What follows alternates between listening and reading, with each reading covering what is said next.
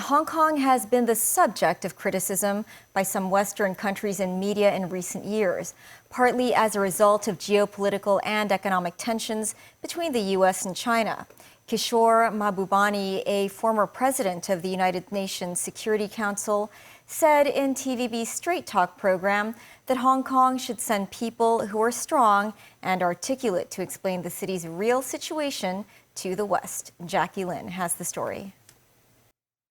Hong Kong has been affected by tensions between the U.S. and China in recent years, with the city at the receiving end of negative reports by some Western media. Kishore Mahbubani, a former president of the United Nations Security Council, told TVB's Straight Talk program that Hong Kong should be more proactive and explain the city's reality to its Western critics. When I go to the United States and people speak to me about Hong Kong, I'm not exaggerating. They think people in Hong Kong are locked up in a prison. That you have no freedom to do what you want to do. And yet, paradoxically, Hong Kong is one of the freest economies in the world. Mahbubani, a former top diplomat from Singapore, said Hong Kong should persuade people to come to the city to see how the economy is thriving and how everything functions well.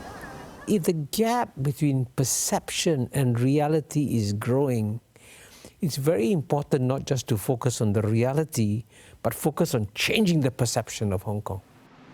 Mahbubani is also a distinguished visiting scholar at the University of Hong Kong. He quoted the example of how the late Singaporean leader Lee Kuan Yew faced Western critics.